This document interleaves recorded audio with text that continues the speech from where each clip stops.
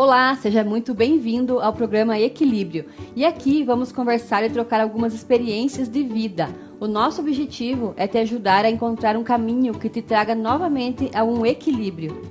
Olá, e hoje o tema do nosso programa é coragem. E a nossa convidada é a Marilene Meneguso. Ela que é mãe, amiga, funcionária pública estadual no Detran e também coordena a campanha de cadastro de doador da medula óssea. A Mari irá dividir com a gente um pouco da sua história e da sua luta contra o câncer de mama. Ela irá compartilhar também alguns momentos vivenciados por ela acerca dessa batalha diária que o paciente enfrenta durante o tratamento. O tema é extremamente delicado, porém muito importante para que haja quebra de alguns tabus que tantas pessoas... Seja bem-vinda, Mari, ao programa Equilíbrio. Muito obrigada pela oportunidade, obrigada mesmo, de coração, e assim, me sinto gratificada por estar aqui na presença de vocês para trazer um pouco da vida da gente para vocês. O câncer de mama é o tipo de câncer mais comum entre as mulheres no mundo e no Brasil, depois do de pele, não o melanoma, respondendo por cerca de 28% dos casos novos a cada ano. O câncer de mama também acomete homens, porém é raro, representando apenas 1% do total de casos da doença. Relativamente raro antes dos 35 anos, acima dessa idade, sua incidência cresce progressivamente, especialmente após aos 50 anos. Estatísticas indicam aumento da sua incidência tanto nos países desenvolvidos quanto nos em desenvolvimento. Mari, você passou por uma situação bem delicada da tua vida, né? Enfrentando a doença que nos faz, de alguma forma, criar muita coragem. Você poderia nos contar um pouquinho da sua história, Mari? Então, a gente sempre pensa que nunca vai acontecer com a gente, né? Não só o câncer de mama ou o câncer em si, toda e qualquer doença, você nunca pensa em você ser portadora dessa doença. Na minha família nunca teve caso de câncer. E a gente sempre pensa assim, é hereditário, então na minha família não teve, eu também não vou ter. E a minha história com câncer é bem estranha, sabe, de certa forma. Eu sempre tive medo de me aproximar de pessoas portadoras de câncer, porque eu tinha sentimentos de ver essa pessoa sofrendo, sabe? E antigamente nós tínhamos ainda existe esse estigma muito. E antigamente a gente sabia que o diagnóstico de uma pessoa portadora de câncer era terrível, né? E não tinha cura, né? Então, Você já assim, já esperava. Então, o estigma era a morte, né? Você sabia que a pessoa portadora de um câncer tinha como um estigma a morte. Então, você sempre tinha um pé atrás em relação a essas pessoas portadoras, porque você sabia que ela ia sofrer, então você não queria participar daquele sofrimento. E na minha cabeça nunca passou que eu seria portadora de câncer algum dia, né? E foi bem estranho a história do câncer na minha vida. A gente tem que reconhecer o nosso corpo dá sinais, todo mundo sabe. Então, assim, eu já estava tendo uns sinais do meu corpo, que alguma coisa não estava bem certa aí. E aquele ano, a minha filha estava fazendo 15 anos, dia 24 de julho. Ó, a gente está falando sobre o câncer de mama justo no mês que eu descubro que eu estava com câncer de mama. E, por acaso, à noite eu estava deitada, né? Era frio, fui puxar o pijama e eu senti tipo assim, um grãozinho de arroz. Não liguei muito para aquilo. Passou uns 6 meses, aquilo cresceu. Daí tá alguma coisa errada. Você não tinha procurado nesse tempo? Não, nada, porque eu estava trabalhando fora, era muita viagem e tal. E como eu sabia que na minha família não tinha, e a informação sobre o câncer naquela época, a gente não tinha tanto assim, Estamos falando de quanto tempo, Maria? Não, naquela época que eu digo na minha vida, né? Vida. Agora fazem 8 anos. Eu ainda estou em tratamento, porque o meu tratamento é para 10 anos, então eu faço tratamento todo dia de manhã. E procurei, então, com a minha filha, foi comigo, falei, filha, vamos no médico, né? E expliquei para o médico, eu fiz a mamografia e saiu o resultado. Quando saiu o resultado, eu levei um choque tão grande, porque foi justamente no dia que fazia aniversário de morte da minha mãe, dia 18 de junho. E minha filha ia fazer 15 anos, dia 24 de julho. Então, foi um choque muito grande naquele momento. E a gente sempre fala que engasga, a gente engasga, né? Porque a gente não espera um diagnóstico desse. Enfim, recebi o diagnóstico tive certeza absoluta que a vida tinha te dado chegado um limite para você, né? Eu lembro que o médico olhou para mim e falou: Mari, eu tenho uma notícia que não é muito boa para você. Você está com câncer e ele está em estágio mais avançado já. Não fiz biópsia, mas pela informação aqui da mamografia, minha nossa, abriu um buraco, sabe? Não sei se vocês já tiveram um sentimento de cair num buraco assim, né? Eu tentava sair daquilo, respirar e não conseguia. E só lembro que eu olhei para cima no consultório médico e falei: Deus, me dê mais uma chance. Tenho 2 filhas para criar e uma filha vai fazer 15 anos agora.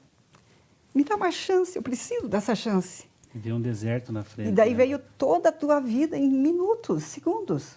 Passou um filme na tua cabeça, em menos de 1 minuto, de tudo que você fez na vida, sabe? De tudo que você errou na vida, de tudo que você acertou.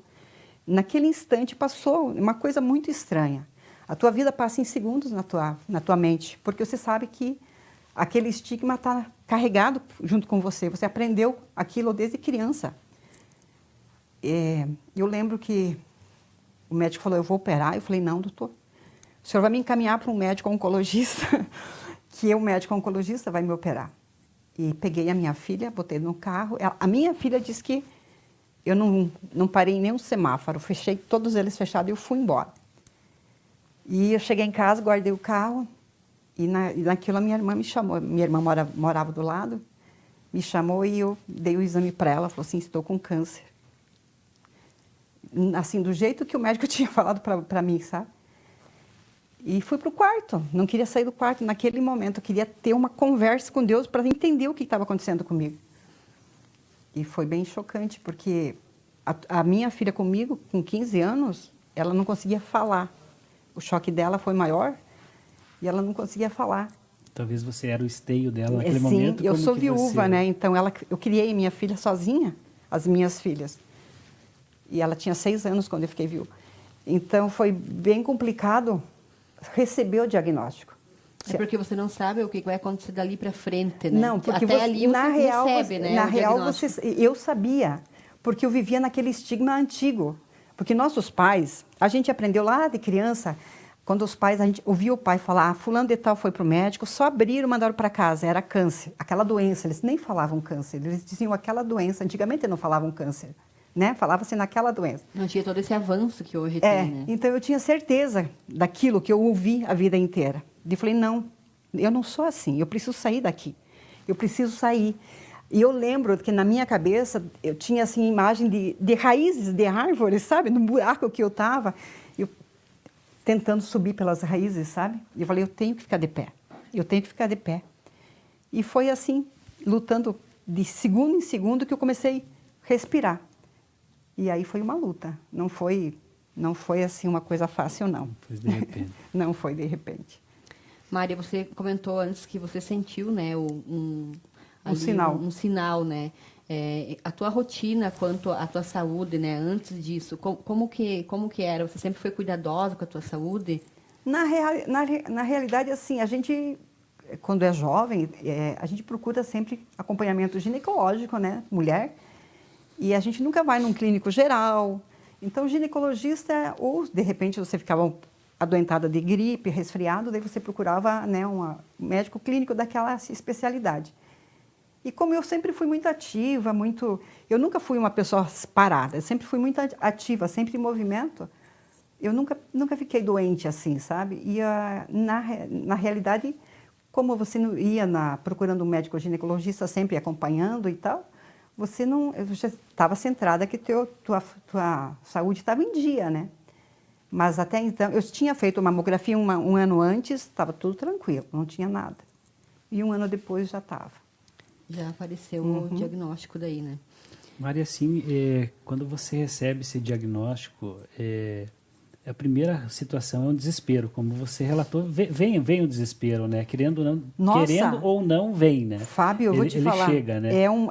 Existe um vácuo na tua vida, e é esse vácuo que quando você recebe a notícia, você cai. Você não tem onde se segurar. Você cai, parece que você não tem chão. A notícia ela é tão forte, Qualquer pessoa que receba esse diagnóstico vai sentir isso. Dificilmente uma pessoa, eu tirei de letra, é mentira. Dificilmente vai tirar de letra. Porque teu emocional, tudo que você construiu durante a tua vida emocionalmente, você perde naquele momento. Você começa do zero, porque você tem que se reerguer. Você tem que vencer. Ninguém vai vencer por você essa doença. Ninguém vai lutar por você essa doença. Ninguém vai procurar cura por você nessa doença. Ninguém quer ser portador dessa doença. Eu digo que ninguém sabe o que é sentir a dor de ser portador dessa doença. A dor de ser portador dessa doença é uma dor que corta, que ela apunhala. É uma dor que não tem, você não consegue passar para outra pessoa. Nenhuma outra pessoa vai sentir o que você está sentindo naquele momento. Então, você tem que buscar sair desse sentimento de dor, porque a dor ela é violenta, ela rasga. Você tem que sair desse sentimento de dor, porque você precisa viver, você vai lutar pela tua vida. E eu me agarrei a isso, eu precisava viver, eu precisava mais de uma chance de vida, eu queria fazer diferente. Tudo que eu fiz, eu precisava fazer diferente, eu precisava de uma chance. Então, você tem que ir à luta, ninguém vai à luta para você. Mas, Mari, nesse momento de luta que você fala, o que vinha? Eu vou lutar por mim ou vou lutar pelas minhas filhas, ou vou lutar por alguém? O que vem na cabeça, Mari, nesse momento? Você luta pelas tuas filhas. É a primeira coisa, né? Pela tua família, você luta pela tua família. Se você fosse uma pessoa sozinha, talvez você se deixasse levar. Você não tem por que lutar, né? Então você tinha um amor para lutar, né? Se fosse uma pessoa sozinha e depressiva, sim. Com um pouco de depressão, ou não se aceitar fisicamente, ou não ter autoestima, talvez você faria esse trajeto. Mas se eu não tivesse minhas filhas, eu lutaria pela minha família, pelos meus irmãos. Nós somos em 12. Eu tenho uma carrada de sobrinhos. Você tem. E eu amo meus sobrinhos de paixão, minha família toda. Então, eu lutaria pela minha família. E nesse trajeto de luta, eu perdi 3 irmãos pelo câncer fulminante. Depois, no teu caminho... 1 ano e meio durante o meu tratamento, eu estava carequíssima, sem um fio de cabelo. Meu irmão do Mato Grosso veio para cá. E ele morreu em 15 dias depois do diagnóstico. Então, para mim, foi assim. Eu tive que erguer a família, porque a minha família destruturou quando veio a notícia do meu câncer. Minha família, meus irmãos, eles tiveram assim um choque tão violento que eles destruturaram. E eu tive que ter mais força para erguer, porque eu não queria que eles chorassem. Não queria que eles chorassem por mim. Eu queria que eles lutassem comigo.